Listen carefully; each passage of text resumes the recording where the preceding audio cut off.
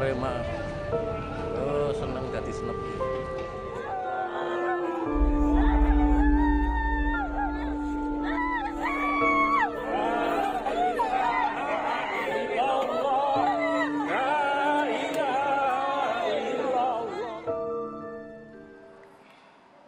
Selamat malam pemirsa. Tidak ada sepak bola yang sebanding seharga dengan nyawa. Sepakat. Sangat disayangkan kami turut berduka yang sebesar-besarnya atas tragedi Kanjuruhan. Usai laga Arema FC versus Persebaya. Bahkan korban yang berjatuhan mencapai 125 jiwa. Bukan hanya orang dewasa, perempuan, anak-anak di bawah umur. Tapi juga ada balita yang menjadi korban di lapangan hijau tersebut. Ya, tidak hanya 125 korban meninggal dunia saja, tapi juga ada lebih dari 400 korban luka-luka. Ini tragedi kelam dalam dunia sepak bola tanah air. Apa yang kemudian salah dan apa yang kemudian bisa kita perbaiki dari tragedi mematikan ini, kita akan bahas sepenuhnya dalam meja catatan demokrasi bersama dengan sejumlah narasumber kami. Kalau begitu langsung saja kita perkenalkan, ada Bang Nurdin Halid, mantan Ketua Umum PSSI tahun 2003-2011. Selamat malam. Dan juga ada Bang Gusti Randa, mantan PLT Ketua Umum PSSI sekaligus juga sempat menjadi komisaris dari Liga Indonesia Baru, betul ya? Selamat malam. Kami juga masih menantikan sejumlah narasumber. Kalau Anda amati kursi kami masih kosong, nanti kami akan melibatkan mantan anggota DPR RI, Bang Jamal Aziz, kemudian ada juga Tommy Welly, pemerhati sepak bola tanah air. Dan nanti kami akan mencoba untuk menghubungi Ketua Harian Kompolnas Irjen Pol Beni Mamoto. Saat ini sudah tersambung melalui Zoom, yakni ada orang tua dari korban yang tewas dari tragedi Kanjuruhan. Ada Bapak Munif dan juga Ibu Siti Mariam. Nanti kami juga akan melibatkan Aremania, saksi hidup yang menyaksikan secara langsung tragedi usai laga Arema FC versus Persebaya. Kita akan langsung bergabung juga. Nanti kami coba akan menghubungi pihak PSSI, yakni anggota Exco PSSI, yang juga anggota tim gabungan pencari fakta Kanjuruhan, Bapak Ahmad Riyad. Tapi terlebih dahulu kita akan bergabung kepada orang tua salah satu korban, yakni Ibu Siti Mariam. Assalamualaikum, selamat malam Ibu Siti Mariam. Assalamualaikum, selamat malam Ibu Siti. Kami turut berduka yang sebesar-besarnya Ibu Siti Mariam. Sekali lagi, kami turut berbela-sungkawa Ibu Siti Mariam atas kepergian anak Anda yang menyaksikan. Kami ingin tahu Bu informasi. Semoga Ibu dan juga keluarga diberikan kekuatan. Ini ada Ibu Siti Mariam dan juga Bapak Munif. Ini merupakan orang tua dari salah satu korban meninggal dunia dari kejadian tragedi di Kanjuruhan, Malang. Kita mau langsung ke Ibu Siti Mariam. Bu Siti Mariam, bisa diceritakan Ibu ketika anak Ibu mungkin pamit ingin menonton sepak bola di Stadion Kanjuruhan, seperti apa Bu awalnya? Bilang, ngomong aja, ceritakan. Ceritakan aja. Ya. Ibu ceritakan gimana kejadiannya. Ya. Awal kejadiannya itu anak saya itu ya diajak sama temannya lihat sepak bola itu. Soalnya kan anak saya enggak pernah lihat gitu loh. Terus diajak temannya tuh. Ini putri Ibu ya Bu ya? Ya. Usia berapa Ibu? Mohon maaf. 20 tahun. Pertama kali 20. Bu Siti mendengar informasi terkait dengan putri Ibu dari mana Bu? Dari temannya. Baik, ini berarti pergi ke stadion bersama teman-teman Ibu Siti ya? Iya. Cuma orang dua kok. Oke. Cuma berduaan sama temannya. Baik Ibu Siti, kita boleh berbincang dengan suami Anda, Bapak Munif. Pak Munif, anak Anda perempuan, kami ingin tahu apakah memang sudah sejak lama menjadi Aremania mungkin, menjadi penggemar dari Arema FC ini, Pak Munif? Mungkin bisa dijelaskan Pak Munif.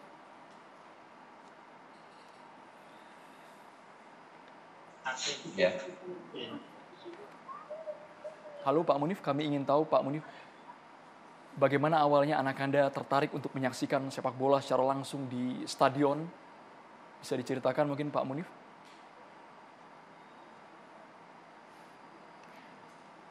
Oke baik, kami mengalami gangguan komunikasi bersama dengan Pak Muda juga Ibu Siti Mariam. Kita coba akan perbaiki terlebih dahulu. Jadi memang informasinya anak dari Ibu Siti Mariam dan juga Pak Munif ini memang seorang perempuan, Aremania sejati, dan kita juga akan coba terhubung juga dengan salah satu Aremania yang pada saat kejadian juga ada di lokasi ya Andro ya.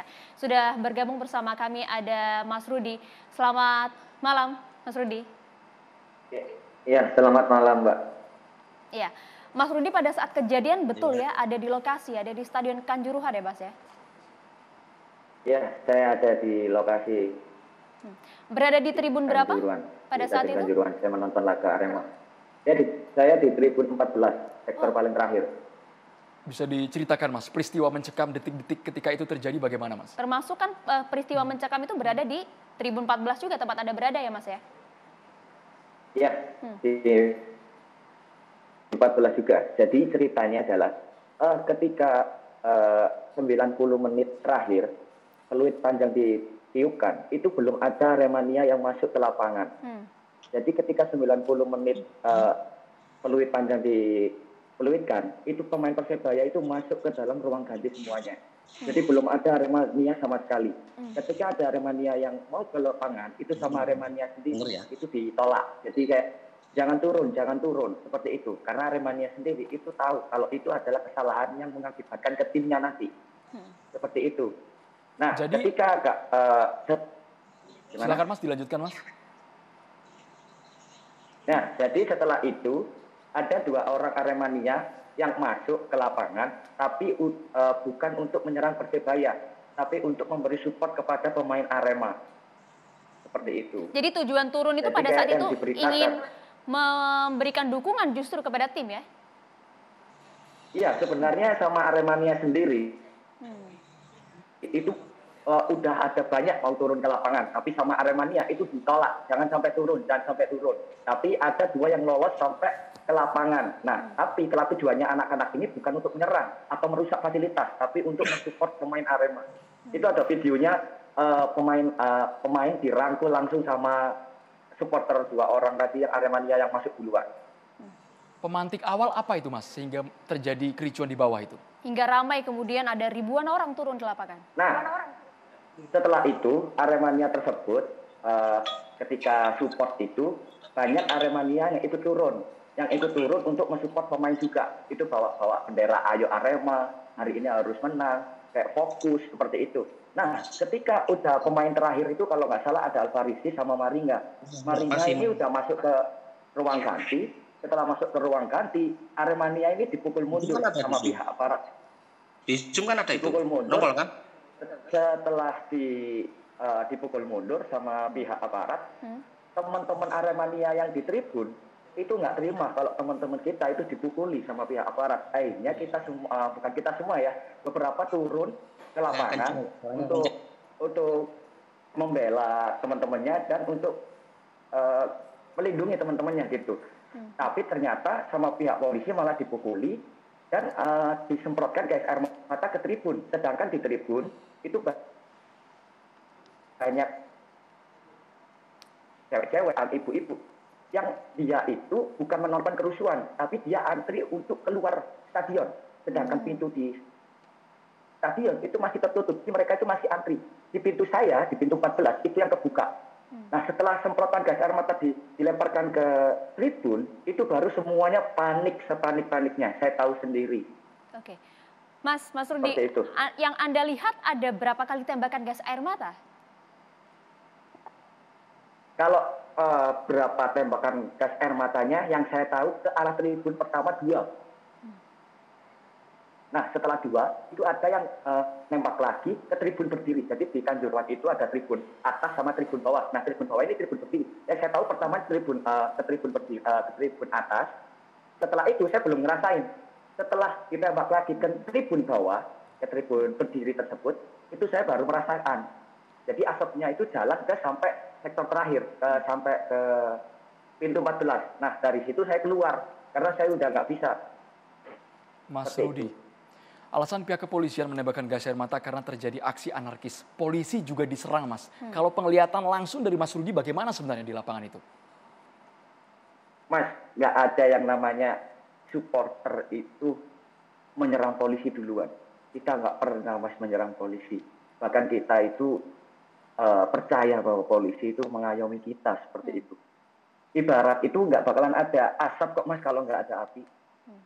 Saya tahu sendiri kok Mas, Aremania nggak seperti itu Mas. Awal mula yang Anda lihat apa pemicunya hingga kita tahu kan juga dari 125 korban itu ada 2 di antaranya merupakan anggota polisi juga Mas Rudi. Kalau masalah korban polisinya itu saya nggak tahu. Kalau pemicu awalnya mungkin itu perkara 2 Aremania yang support pemain tersebut. Tapi itu kenapa para Aremania tersebut itu malah dipukuli gitu sama pihak aparat. Nah, di situ terjadilah kericuan menurut saya karena teman-teman Aremania yang di tribun atas malah nggak terima, malah turun semuanya seperti itu. Gara gas air mata tersebut, menurut saya makin kacau sih suasana di Kanjuruhan kemarin. Ya. Apa yang Anda rasakan pada saat terkena gas air mata itu, Mas? Anda cukup merasakan perihnya?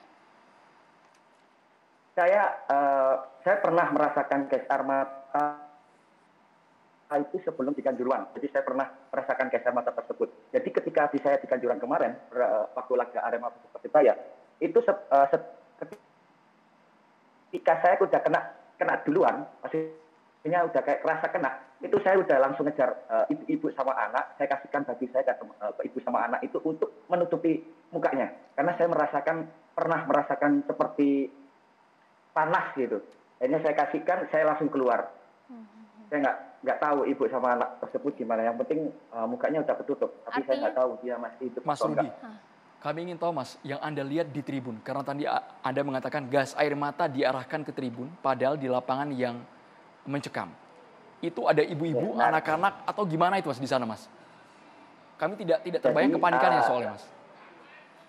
Jadi di media sosial itu Mas banyak yang bilang bahwa kenapa sih anak kecil, ibu-ibu diajak nonton bola? Kenapa? Jawabannya adalah Aremania itu tidak separah ini, Mas. Aremania itu aman buat keluarga. Tapi kenyataannya kemarin itu dipatahkan semuanya.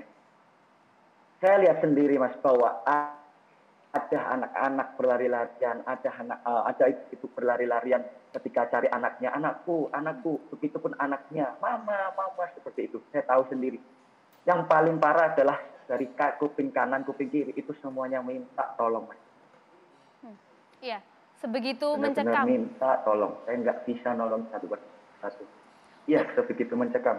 Ya, untuk akses keluar bagaimana Mas bisa dijelaskan karena kita juga perlu minta keterangan juga dari Anda yang melihat secara langsung di lokasi. Ada beberapa video juga yang sempat viral di media sosial terkait ada beberapa pintu akses keluar yang kemudian ditutup. Betul hal itu Anda lihat juga?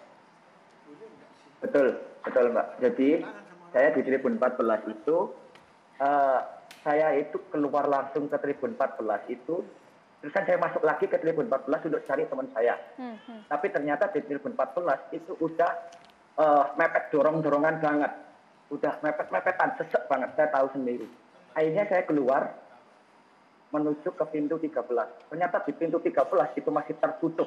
Sedangkan di dalam, ya Allah, itu suaranya minta tolong semuanya. Kalau di pintu 14, itu minta tolong, ada yang dibawa keluar masuk gitu. Di pintu 13, itu cuma ada suara minta tolong sama gerbang yang digedor-gedor. Anda bisa gambarkan bagaimana suasana di pintu keluar di G13 itu? Pintu tertutup, ribuan orang kemudian berebut untuk keluar. Pintu tertutup. Di luar G14 itu semuanya nyuruh polisi untuk membuka pintunya. Tapi nggak ada, panpel itu nggak ada. Kuncinya nggak tahu kemana. Di 12 pun tertutup. Jadi akses keluarnya cuma di 14. Akhirnya kalau nggak salah, di 13 itu akhirnya dibobol. Seperti apa itu? Ventilasi, tembok yang buat ventilasi itu. Itu dijebol sama Aremania. Mas Rudi, mengenai informasi yang saling berhimpitan, desak-desakan, terinjak-injak satu sama lain penonton, Anda sempat menyaksikan itu di G13 khususnya? Bukan, di gate 14. Di gate 14, mohon maaf. Bisa Anda gambarkan, Mas Rudi? Jadi ketika saya udah keluar, saya mau nyari teman saya, mungkinan saya masih bisa mencari. Tapi ternyata di situ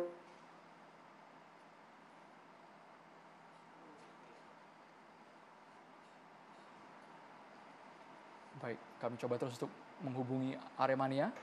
Mas Rudi, apakah sudah tersambung? Sepertinya kita ada sedikit kendala audio karena Mas Rudi ini langsung dari Malang. Tadi juga ada kita melibatkan pihak orang tua. Nanti coba kita ingin tahu pandangannya karena ini sangat miris sekali, sangat memilukan bagi kita semua. Bahkan sepanjang sejarah sepak bola ini merupakan peringkat ketiga di dunia dengan jumlah korban terbanyak. Iya, kalau tadi Peringkat kedua peringkat bahkan kedua.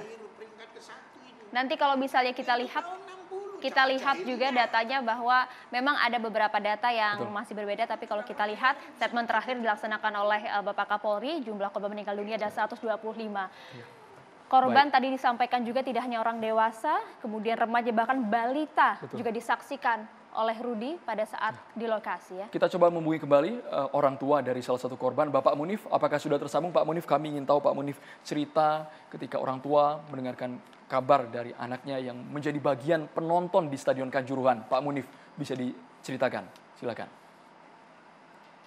Iya, setelah tahu belum mendengar anak saya meninggal, tentunya saya sebagai orang tua masih terkejut, kaget dan mudah-mudahan anak saya Sutia dan Mayanti sebetulnya nggak bisa nonton bola. Ya, kalau dia nonton bola. Sebelumnya sudah minta izin sama ibunya, cuman sudah dilarang. Dia belum masak. Dia dari ke stadion minta uang dan beli tiket. Jadi anak saya itu kan bukan supporter ilegal. Seharusnya kalau sudah punya tiket, itu keamanannya terjamin. Tapi lain dengan kenyataan di lapangan. Biarpun anak saya sudah punya tiket, mengeluarkan uang beli tiket untuk keamanan, justru anak saya meninggal. Meninggalnya anak saya karena serangan gas air mata. Sedangkan anak saya sebenarnya di atribut. Dari itu kan di tengah lapangan, bukan di atribut. Kenapa kok yang ditembakin gas air mata itu di atribut, kok bukan di lapangan? Apakah itu diharuskan gas air mata itu tembakan? Yang saya tahu kan persisnya nggak boleh. Ada tank gas air mata. Sedangkan supporter bawa, jangankan senjata saja, bawa korek aja ke dalam nggak boleh. Kenapa aparat bisa mau masukin tank gas air mata? Apakah itu diperbolehkan? Apakah itu sudah ada unsur kesengajaan mau membunuh supporter RM, termasuk anak saya? Yang jelas anak saya ini bukan mati karena apa, bukan meninggal karena apa. Ini jelas-jelas dibunuh anak saya sama keamanan di lapangan. Sedangkan aparat di lapangan, keamanan di lapangan itu pun dibayar harus melindungi keselamatan supporter, bukan disuruh membunuh.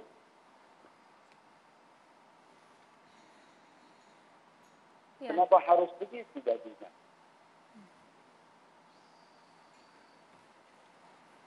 Itu jelas-jelas ada unsur kesengajaan di situ. Iya. Pak Munif, izin Pak, mungkin Anda juga bisa ceritakan Pak, seperti apa kecintaan anak Bapak terhadap klub bola Arema ini Pak, bahkan kemudian meminta izin kepada keluarga untuk menonton langsung di lapangan. Ya, seperti yang tadi saya bilang, anak saya nggak suka nonton sepak bola. Wow. Sama sekali nggak pernah, cuman kali ini aja. Sehingga dia minta izin sama ibunya, minta uang juga, bukan beli tiket. Wow. Nggak ada kecintaan anak saya ke sepak bola. Apa yang membuat anak Bapak untuk kemudian kali ini ingin menonton Arema versus Persebaya secara langsung di studio? Mungkin kalau saya bilang, anak saya memang sudah takdir dari Allah untuk pergi ke sana. Maksudnya meninggalnya anak saya ini, biarpun anak saya nggak pergi ke Kanjuruhan, ke tadi ya. Kalau takdir anak saya emang di situ, pasti nggak akan mundur, nggak akan maju. Kalau dikembalikan ke situ.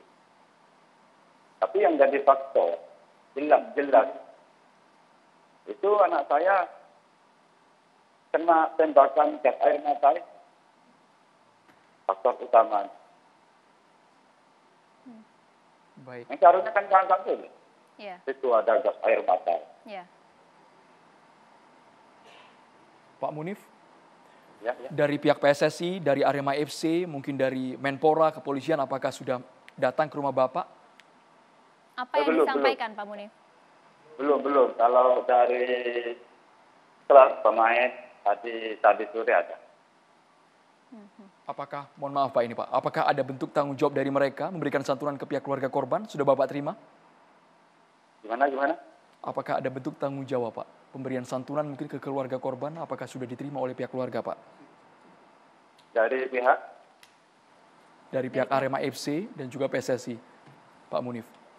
Kalau dari PSSI belum ada. Kalau dari teman-teman pemain memang ada. Yang nggak tahu, nggak tahu. Dari pihak kepolisian maupun juga dari pihak rumah sakit, apa yang disampaikan Pak kepada Anda terkait dengan kondisi putri Anda? Kalau dari pihak kepolisian belum ada, apalagi dari pihak PSSI itu belum ada. Cuman ada tadi dari ini, ya memang minta maaf. Ya. Kalau dari pihak keamanan di lapangan belum ada pengecekan. Belum ada. Seandainya ada, saya enggak semudah itu memaafkan. Mengapa Pak? Karena anak saya jelas tidur. Baik, sekali lagi kami turut. Itu saya menerimanya. Apa kalau yang saya bisa. Ya silakan Pak, dilanjutkan Pak. Kalau saya bisa minta tolong banget. Aku sudah nggak suka lagi sama yang namanya Persatuan Sepak Bola Indonesia. Kalau saya bisa hapuslah sepak bola Indonesia. Percuma, nggak ada gunanya. PSSI-nya juga, ketuanya siapapun itu, aparatnya juga nggak ada yang becus. Nggak bisa yang ada mengamankan supporter. Baik. Ya harusnya kan kalau supporter sudah beli tiket itu keamanannya terjaga. Sama juga saya pergi kemana parkir motor, kalau enggak dititipin ke tukang parkir, mana bisa aman, ya kan? Sama juga seperti itu. Kalau saya titip motor ke tukang parkir, dapat karcis parkir, itu jelas-jelas motor saya dijaga sama tukang parkir, keselamatannya juga. Ya. Sama seperti anak saya. Pak Munif. Anak saya meninggalnya, ya. Terakhir Pak, apa harapan dari Anda dan juga keluarga Pak? Apa yang ingin disampaikan? Kalau harapan dari keluarga, termasuk saya sendiri, ya memang itu permintaan saya. Sudah buku-buku hapus semua. Kalau diteruskan itu nggak bisa. Itu pasti terulang lagi itu. Nggak mungkin enggak.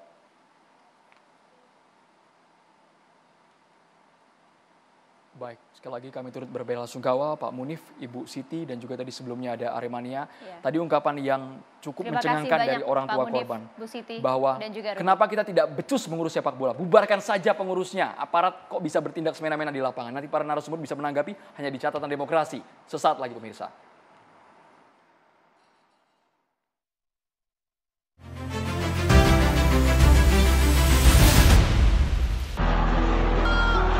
Bubarkan aja sepak bola Indonesia ini biar nggak ada korban lagi, biar nggak timbul masalah kayak gini lagi. PSSI dengan nggak becus ngurusin pengurusan sepak bola Indonesia ini.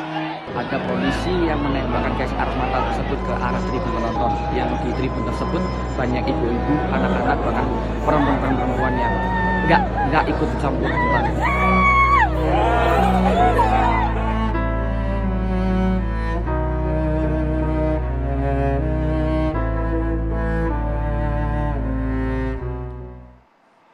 kita kembali bergabung bersama dengan Aremania. Sebelum ke bapak-bapak yang ada di studio, ada Mas Rudi langsung dari Malang, Jawa Timur.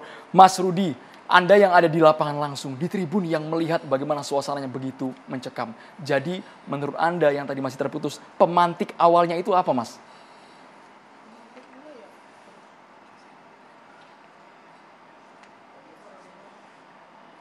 Mohon maaf, suaranya bisa di-unmute, Mas. Audionya boleh dibuka, Mas Rudi. Oke. Silakan, Mas. Oke. Bisa diulang, silakan. Sudah jelas, terima kasih. Iya, pemantik pertamanya adalah ketika polisi itu bukannya bikin tab, tapi malah memukul. Menurut saya ya, Mas ya, seperti itu. Nah, akhirnya itu menyebabkan Aremania yang di atas tribun itu malah nggak terima teman-temannya ini dipukulin di bawah lapangan. Akhirnya terjadilah pukul-pukulan antara Aremania dan aparat seperti itu. Nah, tapi kenapa gas air matanya itu disemprotkannya di tribun seperti itu? Padahal di tribun itu antri untuk keluar stadion, bukan untuk lihat kericuan tersebut. Anda ikut juga turun ke lapangan pada saat itu? Enggak, saya tidak ikut turun lapangan. Komisi Kepolisian Nasional mendatangi. Mas Rudi, mungkin ada pesan atau harapan Mas Rudi? Karena kami di studio ada juga mantan Ketua Umum PSSI dan juga mantan PLT Ketua Umum PSSI, Mas Rudi. Ya. Hadir juga mungkin langsung. Apa yang ada yang ingin disampaikan, silakan. Oke, saya ingin menyampaikan satu, Mbak. Pesan saya untuk para pihak keamanan yang merasa menyemprotkan gas air mata atau yang mengkomando, segeralah mengaku. Karena kalian bisa sembunyi di dunia, tapi kalian tidak bisa sembunyi di akhirat. Minta tolong. Saya kasihan sama saudara-saudara saya. Minta tolong banget. Baik. Terima kasih, itu aja, Mbak. Ya, terima kasih banyak Mas Rudi. Tetap sehat dan salam juga untuk rekan-rekan Aremania di sana. Assalamualaikum, selamat malam. Baik, kita mau langsung ke Bang Nurdin Halid. Anda melihat peristiwa tragedi Kanjuruhan ini bagaimana dari sudut pandang seseorang yang pernah duduk di PSSI? Termasuk juga mendengar tadi dari orang tua korban maupun Aremania. Pertama-tama sebagai pencinta bola dan pernah menjadi manajer klub PSM maupun Pelita Jaya dan juga pernah memimpin PSSI selama 8 tahun, tentu sangat prihatin dan memberikan empati serta duka cita yang sangat dalam kepada seluruh penggila bola, penggiat bola yang telah menjadi korban dari kerusuhan Kanjuruhan tersebut. Tragedi ini adalah tragedi kemanusiaan, tragedi sepak bola yang menghentakkan dunia. Bahkan Presiden FIFA membahasakan bahwa dunia sepak bola sedang diliputi awan kelabu. Bahkan pelatih Manchester City, Pep Guardiola, menyatakan ini suatu peristiwa yang sangat gila. Oleh karena itu, tragedi kemanusiaan ini, tragedi sepak bola ini, itu membuat dunia sepak bola shock dan sangat memilukan. Kenapa? Karena sepak bola adalah olahraga yang paling populer sejagat raya. Dalam stadion itu adalah panggung hiburan untuk orang lokal, nasional dan dunia. Ini menghentakkan dunia. Kenapa peristiwa ini membuat dunia shock? Karena begitu banyak yang meninggal. Dan ini kalau Bung Jamal bilang ini peristiwa nomor 1, ini nomor 2. Ya. Peru pertama dan ini kejadian nomor 2 terbesar. Dan kita update terakhir bukan 125 orang yang meninggal. Hari ini saya dapat info 133 tapi ada yang mengatakan 174 dan sebagainya. Jadi dari sisi angka saja ini sudah sangat memprihatinkan sekali. Sepak bola olahraga rakyat yang bisa memberikan tontonan yang menarik, yang melahirkan kebahagiaan bagi yang menonton, baik langsung maupun lewat televisi. Dan sepak bola itu bisa menggairahkan ekonomi rakyat, ya, melahirkan kebahagiaan. Ini dinodai oleh sebuah peristiwa yang sama sekali kita tidak pernah menduga sebelumnya. Ini tentu harus ada yang bertanggung jawab. Karena kalau tidak bertanggung jawab nanti bisa terulang.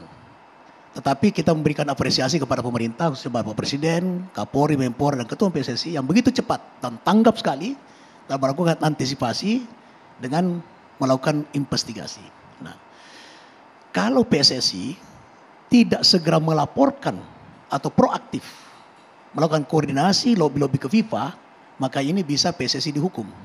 Kenapa? Karena ini sudah melanggar regulasi daripada FIFA Stadium Safety and Security. Pasal 19 ayat B, di mana dilarang dalam stadion itu ada penembakan gas air mata. Itu tegas. Nah, tapi saya yakin bahwa apabila PSSI bisa segera melaporkan dan hasil investigasi menyeluruh, maka PSSI tidak akan ban atau tidak akan dihukum oleh FIFA. Kenapa? Dalam pelaksanaannya seharusnya PSSI dan juga tim keamanan di lokasi paham juga dong dengan aturan ini? Paham, harus paham. Karena FIFA itu regulasi dunia, ya, PSSI regulasi nasional, ya. Termasuk juga tim pengamanan di lapangan. Ya, setiap pertandingan itu ada pampel. Di dalam pampel itu ada bidang keamanan. Dan sebelum pertandingan dimulai, itu dilakukan namanya technical meeting. Sehari sebelum pertandingan, waktu zaman saya, yang nggak tahu sekarang ya, sehari sebelum pertandingan itu dilakukan technical meeting. Dihadiri oleh semua komponen yang berkaitan dengan pertandingan, termasuk daripada bidang keamanan. Oleh karena itu, tidak ada alasan dan itu sebuah kekeliruan besar apabila pihak keamanan tidak memahami dan tidak mengetahui bahwa dilarang oleh FIFA untuk ada gas air mata dalam stadion. Dan pada zaman Anda pada saat itu disampaikan juga hal ini kepada pihak keamanan? Semua, karena ada security official. Ada security official yang memang ditugaskan oleh PSSI untuk menjelaskan seluruh regulasi yang berkaitan dengan pelaksanaan sebuah pertandingan. Nah, saya beri contoh begini. Ketika dulu pertandingan Liga Divisi 2 antara Persimaros itu di daerah saya melawan PSS Medan. Ini untuk promosi ke Divisi 1. Divisi 1. Nah, pemain dikatapel oleh supporter. Gitu. Apa yang dilakukan pihak keamanan? Pihak keamanan adalah mengevakuasi daripada seluruh pemain ke dalam ruang ganti. Gitu. Sehingga tidak memerlukan penonton. Dan penonton Pak Nurdin, mohon maaf, itu di era Anda. Tapi di era yang sekarang, Pak, kami sangat menyayangkan. Kenapa PSSI, ini banyak pihak ya Pak, yang mempertanyakan sense of sensitivitasnya Pak. Mengapa lebih takut ancaman FIFA daripada memperbaiki upaya mitigasi internal di PSSI, Pak Nurdin? Saya kira PSSI sekarang ini, Ketua Umum memimpin langsung daripada proses investigasi. Dan dia harus lakukan evaluasi secara menyeluruh. Gitu. Dan ke depan, tidak ada pilihan bagi PSSI kecuali melakukan edukasi terhadap fans club. Dan fans club harus dilakukan konsolidasi secara menyeluruh untuk ditingkatkan solidaritasnya antara sama supporter sehingga tidak terulang seperti itu. Tapi yang aneh di Kanjuruhan ini adalah tidak ada bonek mania. Artinya tidak ada rivalitas daripada Aremania. Kenapa ini bisa terjadi? Ini yang harus diusut tuntas. So, kalau tidak itu akan terjadi di kemudian tempat lain. Dan ini seperti yang disampaikan tadi hanya ingin kemudian memberikan semangat kepada tim di lapangan? Kalau saya melihat ya, pertama sekali penonton 1-2 yang masuk kemudian diikuti oleh yang lainnya. Memang ada dua. Ingin menyapa daripada timnya, sayap Arema, atau ingin memprotes atau menyampaikan sesuatu keberatan kepada Arema yang kalah. Belum tentu mereka ingin membuat onar. Tapi kemudian intensitas daripada massa yang masuk ke ini itu juga mempengaruhi daripada psikologi pihak keamanan itu. Kalau zaman saya tidak pernah terjadi begini. Ada juga yang meninggal sejak zaman saya 2005 sampai 2011 itu yang meninggal ada 11 orang, tapi bukan dalam stadion. Ya, jatuh di kereta api, jatuh dalam mobil, ada penusukan ketika dia menuju stadion atau pulang dari stadion. Ada perkelahian antar supporter, tapi tidak seperti yang sekarang terjadi. Tapi ini yang baru sekarang pertama. Yang membuat publik bingung juga Pak, kesannya otoritas ini lepas tangan Pak. Polisi lempar ke PSSI, PSSI lempar ke panitia pelaksana, ke penyelenggara. Jadi yang bertanggung jawab siapa? Bung Toel nanti ditanggapi. Sesaat lagi hanya di Catatan Demokrasi.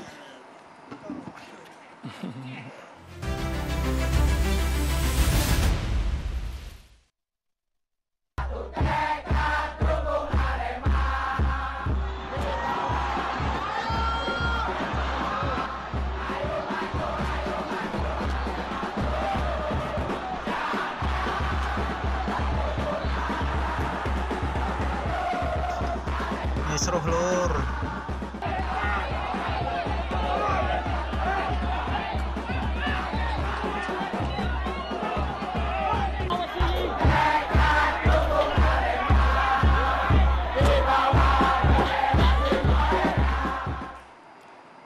Ya, kita lanjutkan. Saya mau ke Bung Tommy Welly. Bung Toel, kalau dilihat dari segi SOP, catatan Anda seperti apa? Apa yang salah di sini? Baik, terima kasih. Saya paling junior di antara para senior ini. Saya dimintai komentar dari pembukaan yang sudah Pak Nurdin sampaikan. Pak Nurdin tadi juga sudah mewakili kita soal bela sungkawa. Saya pikir saya langsung melanjutkan pada topik saja. Saya mau mulai dengan poinnya adalah prinsip sepak bola. Secara filosofis, sepak bola itu tentang perayaan kehidupan, kemanusiaan. Artinya, tidak boleh ada satu nyawa pun melayang karena atau untuk sepak bola. Dan ini menjadi seperti di istilah Pak Nurdin tadi, shock. Bukan cuma buat sejarah sepak bola Indonesia, tapi sejarah sepak bola dunia di era modern ini. Karena yang terjadi disebut-sebut tadi itu di Peru, di Heysel 85, di Hillsborough 89, itu era yang kemarin. Bayangkan sekarang 2022 dan 1 Oktober kemarin kita bangun lalu mendapati korban yang begitu sangat banyak. Ini pasti ada yang salah. Satu korban jiwa aja ada yang salah. Ketika begitu banyak korban jiwa berarti benar-benar ada yang salah. Yang salah ini meski masih diinvestigasi dalam konteks manajemen pelaksanaan pertandingan, Panpel udah pasti salah. Aparat keamanan sudah pasti salah. Itu kan ya. Tadi dibilang bahwa dalam setiap pertandingan ada pertemuan. Technical meeting itu lebih kepada teknis sebetulnya. Tapi kalau dalam sebuah pertandingan yang namanya Panpel, sebetulnya pengamanan itu adalah bagian dari Panpel. Hanya dia bidangnya pengamanan. Jadi dia bagian. Dia pasti akan melakukan rakor, rapat koordinasi kan begitu. Nah persoalannya adalah sepak bola itu kan punya yuridiksi sendiri. Pakailah istilah itu kita kan. Lex spesialis bahasa akademisnya. Lex sportiva. Di dalamnya ada regulasi-regulasi FIFA. Yang diturunkan, yang didirektif kepada anggota-anggotanya. Salah satunya adalah yang tadi sudah disebutkan. FIFA Stadium Safety and Security Regulation. Di mana di pasal 19 itu disebutkan bahwa gas air mata dan senjata api dilarang. Pertanyaannya, dalam rakor, dalam koordinasi antara Panpel dengan pihak keamanan yang adalah itu berarti adalah aparat keamanan, kepolisian yang bukan football family. Kan ini bukan football family, aparat keamanan kan. Di-deliver enggak regulasi itu? Diingatkan tidak? Disosialisasikan tidak? Ini pertanyaan besar yang harus muncul dalam hasil investigasi. Supaya simpang siur itu menjadi jelas. Walaupun itu tidak pernah membenarkan tindakan dari aparat keamanan yang menurut saya berlebihan dengan gas air mata itu. Tetapi persoalan regulasi perlu dipertanyakan. Apakah aparat keamanan itu diingatkan, disosialisasikan, dideliver soal itu? Itu satu. Lalu informasi yang beredar kebenaran soal kapasitas dan soal tiket yang dijual itu juga perlu. Lalu kita juga perlu menelisik tentang permohonan perubahan jadwal dari malam ke sore yang ditolak oleh operator liga, ya, sempat PT direkomendasikan LIB. juga oleh pihak kepolisian. Oke, itu ditolak kan. Nah ini perlu ditelusuri hal-hal seperti ini. Jadi kalau secara pengetahuan sepak bola kita sudah bisa lihat sebetulnya pihak-pihak yang salah itu yang mana. Hanya perlu dideskripsikan. Nah sekarang ketika kita sudah beranjak sudah hari keberapa ini, maka kita bertanya adalah siapakah yang harus bertanggung jawab, kan begitu. Hari ini saya baca Komdis PSSI dalam 2 hari investigasi di sana melahirkan keputusan. Arema tidak boleh jadi tuan rumah lagi tanpa penonton. Denda 2000. Boleh menjadi tuan rumah selama berapa lama? Sampai akhir musim. Jadi sebuah pengalaman, ini saya sambung ya. Ketika terjadi peristiwa Heysel antara Juventus dan Liverpool, maka UEFA itu menghukum seluruh kesebelasan Inggris itu tidak boleh bermain selama 2 tahun di Champion. Jadi poin yang mau saya sampaikan saya begini Pak. Komdis sudah mengambil keputusan nih. Apakah itu cukup? Apakah hanya sekedar Panpel? Di situ disebutkan Ketua Panpel, Abdul Haris. Juga ada nama lain yang security officer-nya. Apakah kejadian yang sangat abnormal, sangat tidak lazim, yang meninggal ada supporter kan, yang entah terinjak, tapi dengan jumlah korban yang sangat masif, apakah kita bisa sesederhana itu? Komdis memutuskan seperti itu. Itu hukuman yang sederhana menurut Bang? Menurut saya terlalu sederhana kita melihatnya untuk sebuah peristiwa yang mengguncang dunia. Sejarah sepak bola di abad atau di era modern ini. Artinya saya merasa bahwa ini seolah-olah dugaan saya ada seolah-olah melokalisir yang menjadi pihak bersalah. Artinya tidak bisa kemudian kita menuju kepada satu pihak saja bertanggung jawab. Buat saya Panpel is clear. Sangat mudah sekali bahwa memang ada kesalahan. Aparat keamanan juga ya. Pertanyaan kritisnya adalah soal tadi. Apakah dideliver regulasi itu oleh keluarga sepak bola? Dalam hal ini Panpel, Arema FC. Lalu apakah pertanyaan dasarnya cukup itu tadi yang dihukum? Sebentar, satu lagi. Ini kan bukan pertandingan liar, ini pertandingan kompetisi resmi negeri ini. Ada operatornya, operator liganya, ada federasinya yang dalam statuta yang dilahirkan di era Pak Nurdin ya. Saya harus menyebut itu karena FIFA 2 tahun kalau nggak salah sampai kemudian diterima oleh FIFA sebagai statuta dan saya khawatir nggak dibaca Pak Nurdin. Banyak orang tidak membaca aturan itu, banyak orang lupa pada regulasi itu. Sehingga ada aparat keamanan bawa gas air mata di lapangan dan terjadi itu. Saya khawatir regulasi-regulasi itu tidak dibaca. Jadi aturan mana yang dipakai itu? Apakah itu protap polisi yang memang diterapkan? Ya, karena kalau kita lihat informasinya izinnya adalah izin keramaian. Oke, tadi kan saya sebut. Aparat keamanan bukan football family. Dia pasti tidak akrab dengan yang namanya regulasi FIFA. Yang perlu mengingatkan siapa?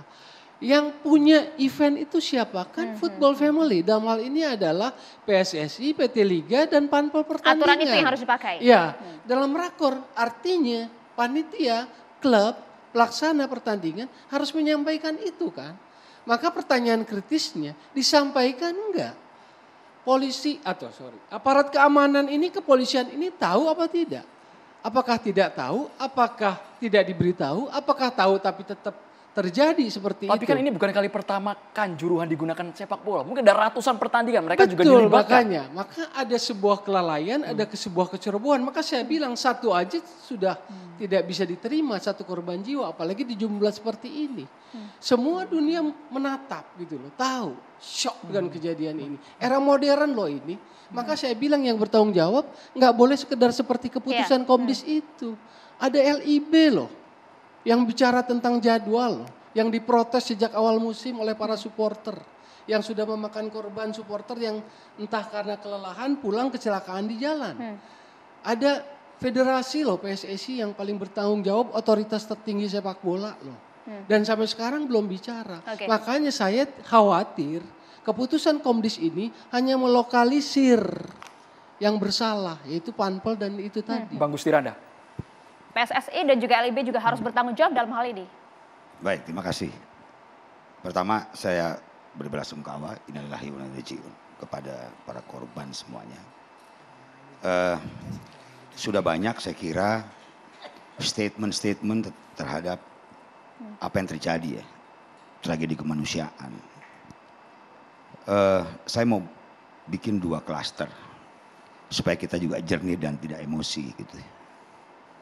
Klaster pertama tentu soal pengamanan. Kita sudah dengar bahwa pemerintah membuat tim pencari fakta. Kita juga mungkin menunggu apa hasilnya. Kompolnas juga membuat TPF. Beberapa industri bikin TPF. Nah sekarang PSSI juga bikin TPF. Saya hanya ingin saya agak awkward mau ngomong nih. Tapi begini, pertandingan sepak bola itu suka tidak suka kita harus bagi 2 ya. Satu klub, satu lagi yang sifatnya antar negara. Yang kejadian ini klub, klub ini ranahnya ranah industri nih katanya. Katanya profesional, katanya. Tetapi penyelenggaraan tidak profesional. Ingat, pertandingan liga itu profesional. Maka, jadi kemarin itu kita pernah dengar tuh masalah jam siar, tayang dan seterusnya. Kenapa? Ini ada konteks profesional di dalam. Tetapi kok gagap menyikapi yang disebut profesional. Oke, kita mulai dari awal aja. Ketika PSSI mengatakan Liga 1 akan dimulai, itu semua ada tahapannya. Kalau zaman belum dibubarkan BOPI, dulu ada BOPI namanya, Badan Olahraga Profesional Indonesia. Itu harus ada izin BOPI itu. BOPI itu dibubarkan tahun 2020. Adanya di Kemenpora itu. Itu semua izinnya keluar banyak. Udah keluar izin BOPI, harus izin Mabes Polri lagi. Begitu kan? Sudah itu semuanya, baru kita kumpulkan. Wah, itu protapnya ada. Pertanyaan begini. Apakah PSSI punya aturannya? Punya. Kita semua sudah mengadopsi apa yang dikatakan tadi Pak Nurdin Halid, apa yang dikatakan. Sudah kita adopsi semuanya. Tentang General Statute, regulation tentang safety sudah, election code, segala macam, semuanya sudah. Kok nggak dilakukan sekarang? Nah, ini pertanyaannya. Abai. Menganggap gampang. Ya. Jadi menganggap gampang, kita ini kan 2 tahun COVID nih. Tidak ada kegiatan. Ya kan? Kok COVID yang disalahin sih? Tunggu sebentar. Ada COVID nih. Nah, ketika ada COVID, ayo kita bangun dong. Apa yang mesti dilakukan? Bila mana ini diperbolehkan. Apa masalah pengamanan? Saya begini ya, penyelenggaraan pertandingan sepak bola ada unsur keamanan seperti Towel bilang. Pengamanan itu bagian dari penyelenggaraan. Bagian itu. Nah, itu semua sudah ada SOP-nya. Bagaimana perimeter stadion, bagaimana maksimum capacity tiket, bagaimana yang tiketnya match tiket seperti apa. Terkadang ini ya, kita ini memakai istilah aja salah. Supporter. Statuta mengatakan beda loh antara supporter dengan penonton. Penonton itu spectators. Supporter. Ini kita memakai kata ini salah. Kadang-kadang. Yang kedua, kita ini rusuh antar supporter. Kita bisa lihat. Tidak ada. Nah, jadi kita mulai hal-hal yang mendasar dulu. Jadi sesuatu itu kalau dari awalnya. Nah, ini tentu kalau kita udah bicara kayak gini, saya setuju Towel. Kalau melihat gini gampang sebetulnya siapa yang punya kesalahan. Siapa, Bang? Ya, jelas lah. Ini semuanya punya tanggung jawab kesalahan pasti. Semuanya. PSSI, LIB, Pansel. Semuanya pasti. Nah, sekarang kita kan jangan bicara tentang itunya. Udah, saya kira ke depan itu kita harus tahu persis deh. Right man and the right place-nya itu penting. Saya ini ya, kalau kita baca statuta, dikit-dikit orang bilang, oh statuta mulu ini si Gusti Randa ini. Bukan. Mengurus sepak bola ini nggak gampang. Tidak gampang. Makanya ada persyaratan itu. Towel tahu itu. Berapa Towel? 5 tahun sebagai pengurus sepak bola. Nggak gampang ujuk-ujuk megang sepak bola. Pak Nurdin Halid ini udah kawakan nih. Tapi kita sudah puluhan tahun menggelar kegiatan seperti ini. Bayangin. Ketika zaman Pak Nurdin Halid dengan zaman sekarang, kita seolah kita absurd nih. Mundur jauh ke belakang. Padahal semua regulasi ada. Nah, untuk itu ke depan, ini kan sekarang bisa jadi disanksi oleh FIFA. Meskipun antar klub. Meskipun antar klub ini ya. Meskipun antar klub ya, kita tunggulah. Bisa jadi. Lalu bagaimana kita secara Indonesia, internal Indonesia? Saya kira jalan satu-satunya adalah betul hold dulu yang namanya liga ini, hold dulu, duduk lagi, ya. Operator juga harus, operator harus tahu nih, bukan sekedar jadwal saja. Bukan jadwal pertandingan, lalu bagaimana dengan broadcast, supaya broadcast masih ada prime time, segala macam, bukan itu saja. Tetapi juga bagaimana tidak bentrok dengan timnas, segala macam. Dan itu udah kita lakukan, Pak Wel. Udah kita lakukan. Cuman masalahnya. Saya namain boleh nggak? Oke. Ya. Yang soal operator. Ya. Profesional sepak bola kan ada aspek bisnis, ada sisi bisnis. Betul. Mohon maaf, kalau kita mau analisis secara terbuka dan objektif, operator sekarang, pengambil keputusannya elitnya, background sepak bolanya mohon maaf minim. Artinya maksud saya begini, banyak nilai sepak bola menjadi gagal, contohnya soal jam tayang tadi menjadi sulit. Ketika ada protes, ada kejadian, kan dalihnya cuma permintaan broadcast, rating TV kan, prime time. Itulah pentingnya orang sepak bola duduk di situ yang ngerti sepak bola supaya bisa menyeimbangkan. Profesional football nggak bisa lepas dari bisnis, karena as is business industry. Maka dia harus orang yang punya kapasitas, punya pengetahuan sepak bola supaya bisa ada equilibrium. Kan yang susah itu, keseimbangan itu. Nah itu makanya. Jadi ya kan? menurut saya ketika kita berbicara profesional, ini ya pada gagap nih. Menerjemahkan arti profesional itu sendiri. Pada gagap. Ya, ini puluhan tahun kok masih gagap sih Bang, kami juga heran ini Bang. Jadi begini. Memang tidak mudah bro, memang tidak mudah. Jadi begini. Ya tidak mudah. Sepak bola itu betul kata Toel tadi tidak lepas dari industri. Nah untuk mencapai industri harus ada bisnis.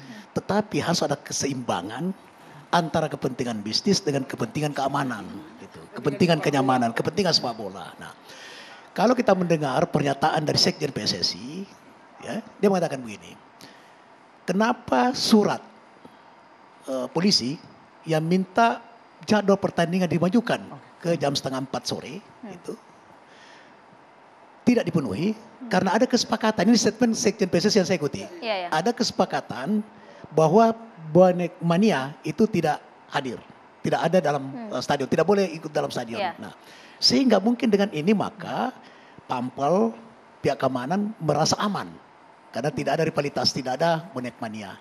Di sini kekeliruan. Sepak bola itu adalah olahraga yang intensitas yang sangat tinggi, euforianya luar biasa itu. Dan itu terkadang mengundang decak kawin sekaligus emosional. Itu isu suasana itu kadang susah dikendalikan. Tapi ini di luar dugaan. Ini di luar dugaan. Itulah kemudian tidak boleh ada kekurangan sedikit pun dalam hal kelemahan terhadap memprediksi sesuatu. Dulu kita kalau ada prediksi bahwa di sini nanti akan ada kerusuhan, kita drop orang di situ, ya, apa dari polisi yang berpakaian preman dan sebagainya, itu kita lakukan. Ini ada kelemahan prediksi Pak Jamal? Enggak, saya sebelum ke Jamal, kita berikan waktu terlebih dahulu boleh ya Pak ya? Supaya lurus aja menurut saya. Jadi sebetulnya Bapak supaya bergantian pembicaranya, kita juga akan melibatkan dari anggota Exco PSSI, anggota tim Gabungan Pencari Fakta juga ada Bapak Ahmad Riyad. Sesaat lagi Pak Ahmad Riyad, kita akan libatkan pihak PSSI juga hanya di catatan demokrasi pemirsa.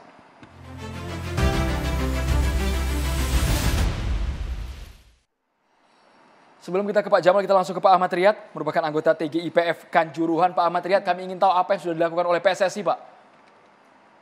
Ya, selamat malam, Assalamualaikum.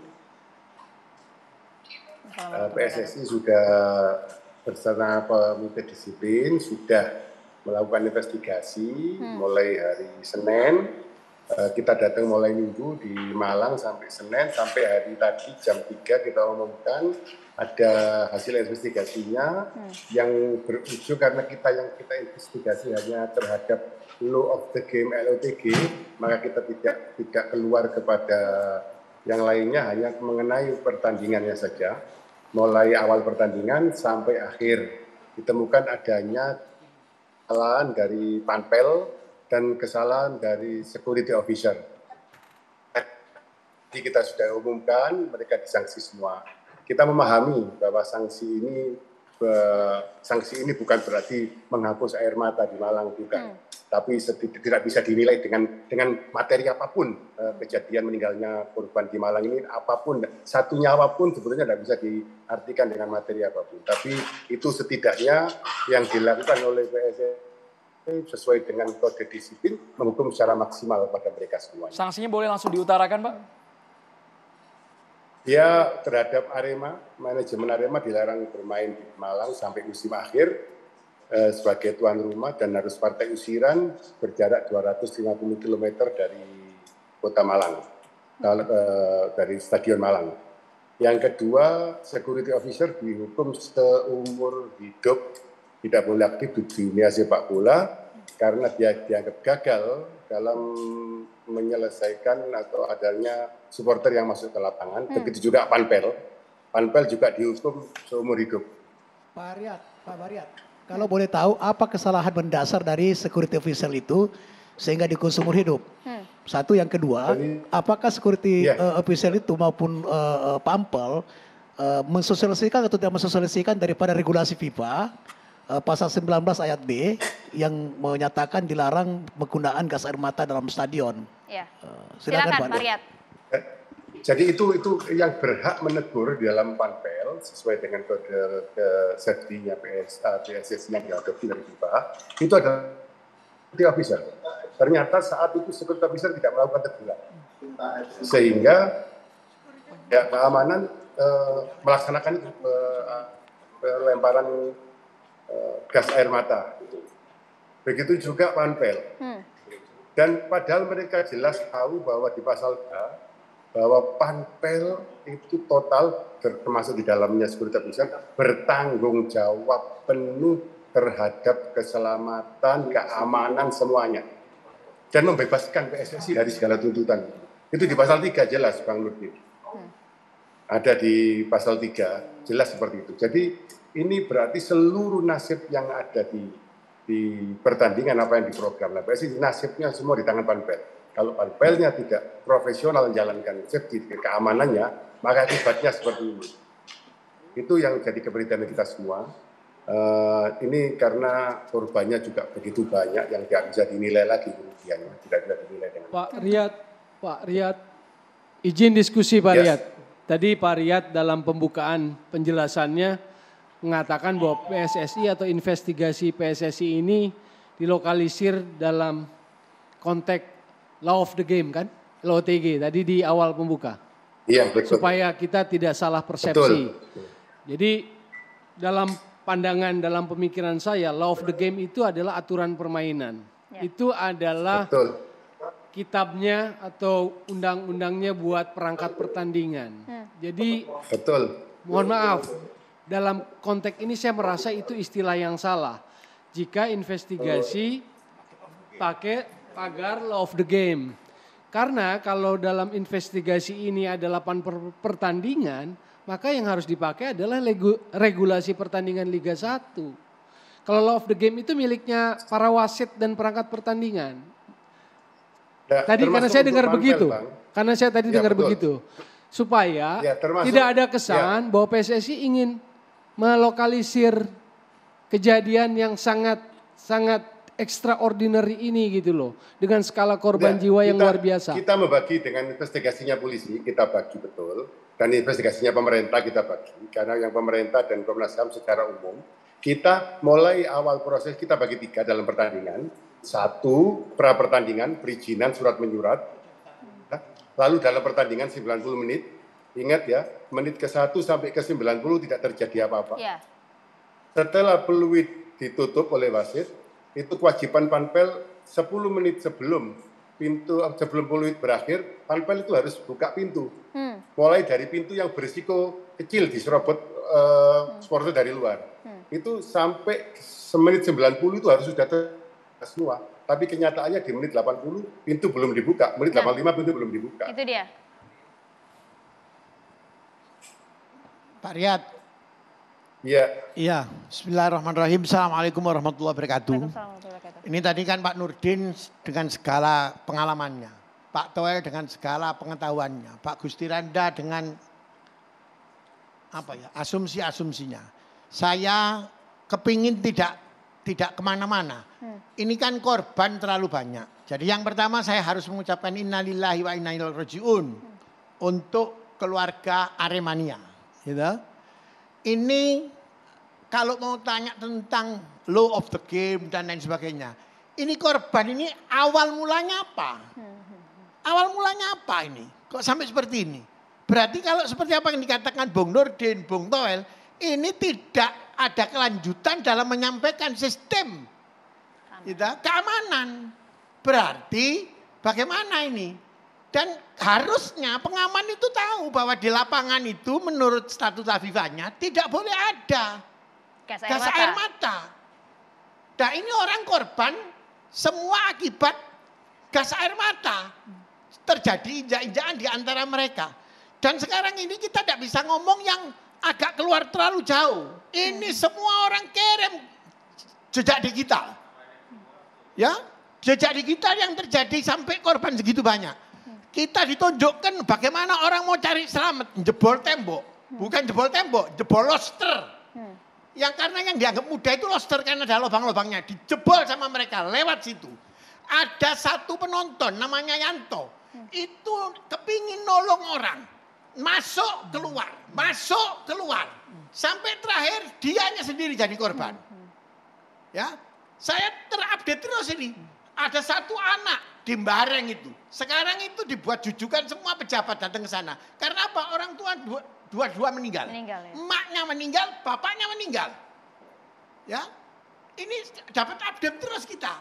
Lah, apa sekarang ini kira-kira bentuk pertanggungan jawab dari semua akibat ini?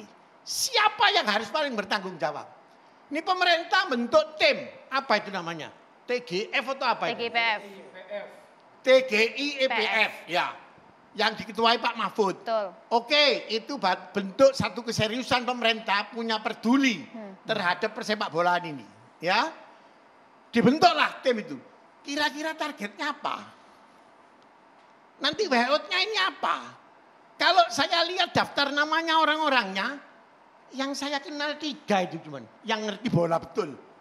Ya, Akmal, Joy Kompas, sama pemain Kurniawan. Yang lainnya mana nih? Kira-kira ngerti enggak? Ini keruiselnya di lapangan ini loh. Ini kan harus orang-orang yang tahu bola betul. Bahwa bola ke depan ini harus betul-betul. Ini menjadi catatan. Bola ini ada seperti yang dikatakan Pak Nurdin Halid. Punya multi efek. Ini hiburan rakyat yang termurah. Ya. Hiburan rakyat yang harusnya membahagiakan ya. Mengkaitkan emosi, mengkaitkan fanatik kedaerahan dan lain sebagainya. Dan itu harus ada di fan clubnya. Kalau enggak percuma.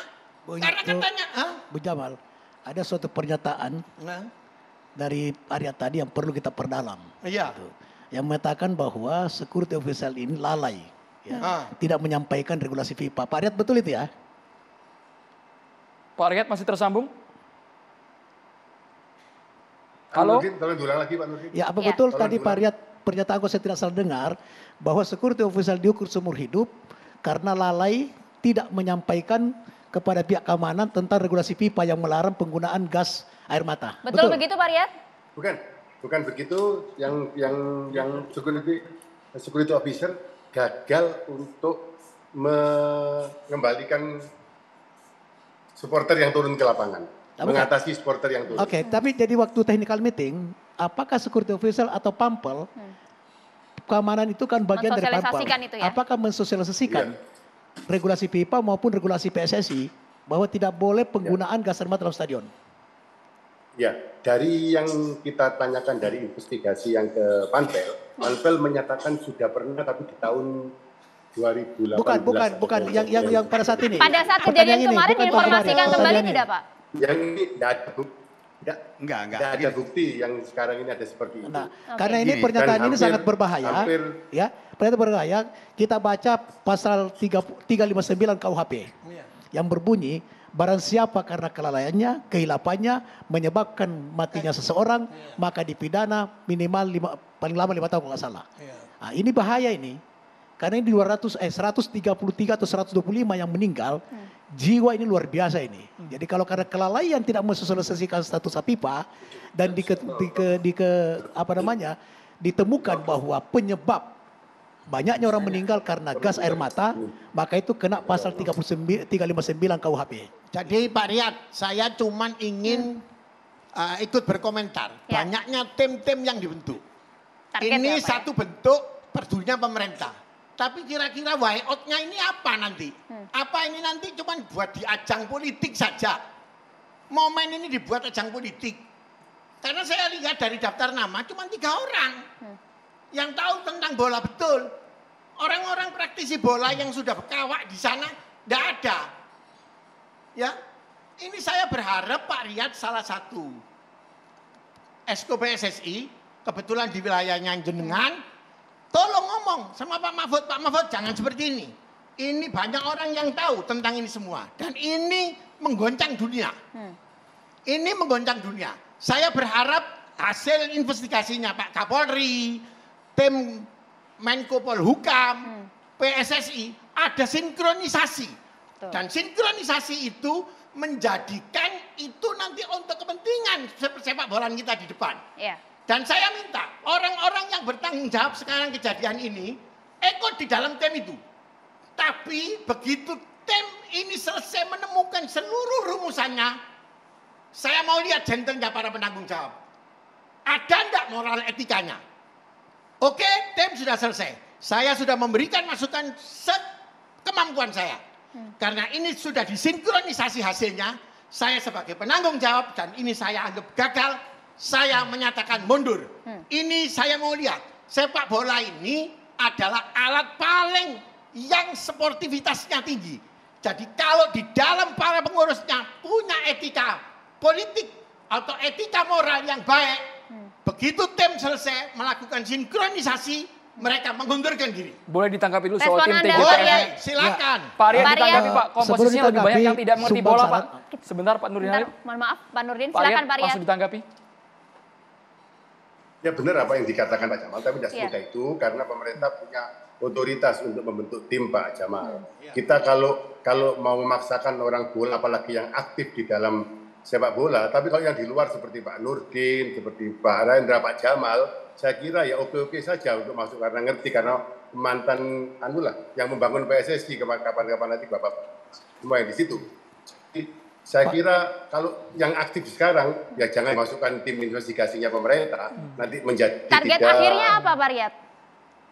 Target akhirnya harus ditemukan nanti siapa berbuat apa, tanggung jawabnya apa. Pak Riyad, seperti itu. Pak Riyad, tadi saya mendengar bahwa tim investigasi PSSI yang dipimpin langsung Ketua Umum telah selesai melakukan investigasi. Sumbang saran saja kepada PSSI agar segera berangkat ke Swiss, ya, ke markas FIFA untuk melaporkan. Ya, kenapa? Karena sebentar lagi kita tuan rumah Piala Dunia. Ya, dan tim nasional kita alhamdulillah sekarang sudah naik daun, ya, dan sekarang menghadapi prakualifikasi. Sebelum FIFA turun, lebih baik PSSI yang proaktif untuk segera sehingga kita tidak di-ban, kita tidak mendapat hukuman. Dan saya yakin FIFA tidak akan menghukum PSSI ketika PSSI mampu menjelaskan secara transparan kepada FIFA. Karena track record kita itu sangat bagus di tingkat dunia. Mulai dari Piala Asia 2007, Piala AFF, Asian Games, SEA Games, dan sebagainya. Kita punya tuan rumah itu hampir tidak pernah ada kejadian sedikit pun yang menodai daripada persepak bola nasional. Saya juga ingin menambahkan ke Pak tentang yang Pak Nurdin Pak Riyad. Pak Riyad tadi setuju ini, kita melapor dulu ke FIFA. Tapi saya minta dengan hormat, jangan nanti yang dilaporkan ini laporan ecek-ecek. Ini ratusan orang yang meninggal masalahnya. Oke. Gitu. Jadi kita sudah komunikasi, betul tahun sudah dengan FIFA. Malah respon dari Kapolri yang begitu cepat datang hari Minggu jam 1 sudah seluruh Mabes Polri pindah di Malang Pak Nurdin, semuanya pejabat terkait semua hadir, semua Menteri PKM hadir. Hal itu menunjukkan pada FIFA komunikasinya bahwa ini adalah perbuatan oknum. Ini perbuatan oknum, kesalahan prosedur dan lain sebagainya, sehingga bukan perbuatan masih pemerintah. Pemerintah tidak seperti ini, sehingga FIFA akan datang tanggal 12 Pak Nurdin, 12-13 lewat AFD juga akan datang untuk dalam rangka belasungkawa karena kita anggota yang mayoritas penduduknya terbesar tempat bolanya.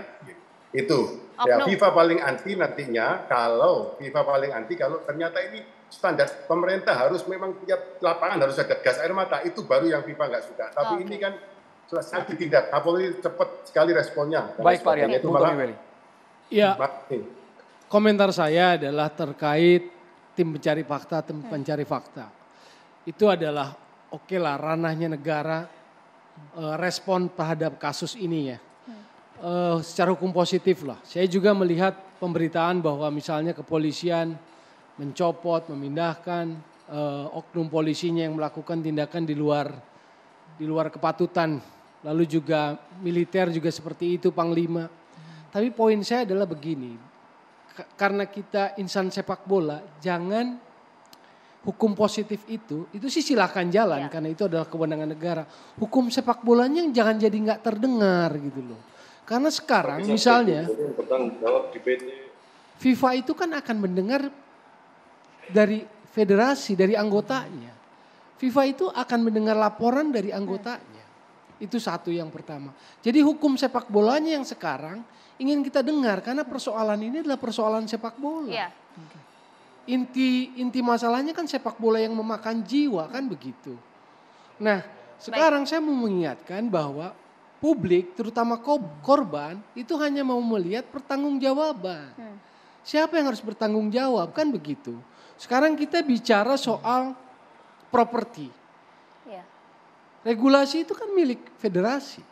Kode disiplin milik federasi. Regulasi pertandingan milik federasi. Member itu kan anggotanya. Panpel itu kan anggotanya. Dia dititipi itu untuk dieksekusi. Dan kalau kesalahan dilokalisasi kepada hanya panpel, itu yang buat saya ini semacam quote on quote kayak penyederhanaan. Melokalisir yang dijadikan tertuduh atau tersangka. Padahal menurut saya pertanggungjawaban penting. Itu nanti hasil akhir dari TGIPF itu. Federasi. Mundur kalau menurut saya. Kenapa? Karena juga ada contoh kasus. 2014 Uruguay, presidennya mundur karena kasus kekerasan sepak bola. Klubnya Nacional dan Peñarol itu kan dua klub hebat di Uruguay. Itu terlibat keributan dengan polisi. Lalu kemudian ujungnya, buntutnya, presiden FA-nya Uruguay itu mundur. Tapi poin yang dikatakan Bung Tommy Welly, masyarakat khususnya keluarga korban menunggu siapa pihak yang bertanggung jawab dalam tragedi Kanjuruhan. Harus ada malu, pertanggung jawaban, lalu ini momentum. Bersama kami pemirsa.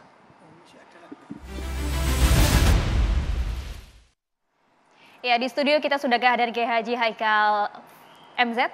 Assalamualaikum Pak Kiai. Waalaikumsalam warahmatullahi wabarakatuh. Para pemirsa TV One yang saya cintai, kemarin tanggal 1 Oktober 2022, Indonesia meradang. Terjadi sebuah tragedi kemanusiaan di Stadion Kanjuruhan, Malang.